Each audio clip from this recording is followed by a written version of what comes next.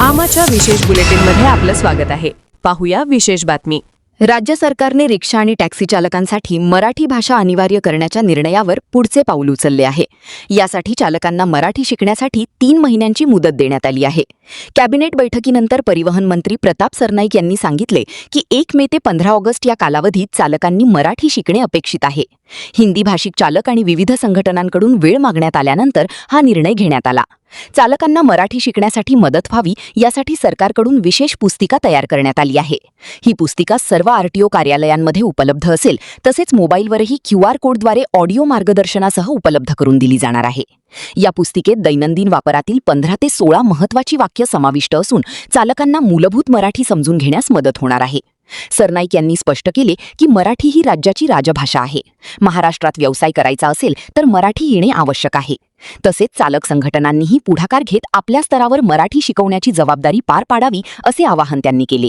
शासनाला आणि प्रामुख्याने परिवहन विभागाला जर तुम्ही सहकार्य करत असाल तर आता ही जबाबदारी तुमची आहे. 1 मे पासून 15 ऑगस्ट पर्यंतच्या क्षेत्रामध्ये प्रत्येक आरटीओ जाऊन मराठी भाषेचं ज्ञान त्या ड्रायव्हरला आहे की नाही हे बघत असताना तो कायद्यानुसार रिक्षा टॅक्सी चालवतो का हे पण आम्ही बघणार आहोत. आम्ही त्यांना दंड 15 ऑगस्ट पर्यंत न करण्याचा निर्णय घेतलेला आहे आणि त्यामुळे आता ही जबाबदारी आमच्या आरटीओच्या डिपार्टमेंटच्या अधिकाऱ्यांची जशी आहे तशी या युनियनची आणि प्रामुख्याने आपल्या मराठी लोकांची सुद्धा आहे.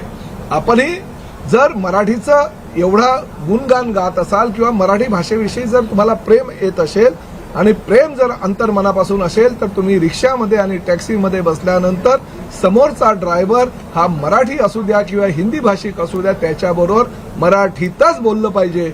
ही भूमिका जेव्हा आपला महाराष्ट्रातला मराठी माणूस घेईल तेव्हाच खऱ्या अर्थानं आम्ही ही जी एक ड्राईव्ह आम्ही करतोय त्या ड्राईव्हला कुठेतरी अंतिम स्वरूप प्राप्त होईल. नाही तर परत 15 ऑगस्ट झाला की 16 ऑगस्टला परिवहन मंत्र्यांना तुम्ही प्रश्न हा विचारणारच आहे. 4 बोटं जर आपण दुसरीकडे समोर देत असू तर 1 बोट हे आपल्याकडे आहे हे आपण विसरून चालणार नाही.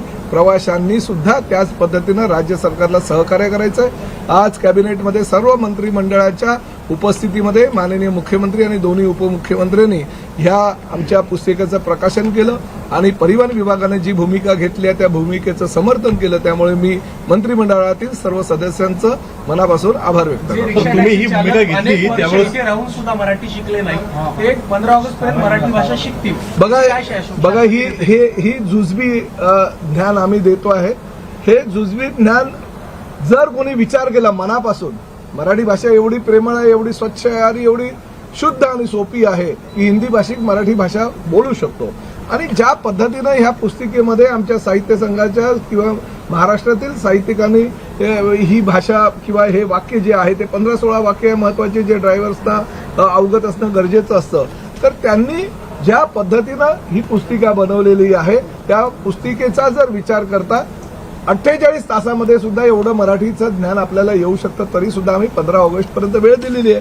आम्ही त्यांच्या मोबाईलवर आम्ही त्यांना देऊ जो बारकोड तुम्ही मोबाईलमध्ये जसं रेस्टॉरंट किंवा इतर ठिकाणी गेल्यानंतर मोबाईलमध्ये तो तुम्ही कॅमेरा ऑन केला आणि त्यामध्ये जर तो बारकोड आला तर तुम्हाला ते ज्ञान जे आहे ते ऑडिओच्या रूपांतरित सुद्धा आम्ही करून तुम्हाला देणार आहोत. राज्य शासनाच्या प्रत्येक गोष्टीला पाठिंबा आहे परंतु शेवटी माझं हेच म्हणणं आहे की महाराष्ट्रामध्ये तुम्हाला जर व्यवसाय करायचा असेल, महाराष्ट्रामध्ये जर राहून तुम्हाला पैसे कमवायचे असेल किंवा आपल्या कुटुंबियाचा उदरनिर्वाह जर करायचा असेल तर मराठी अनिवार्य आहे.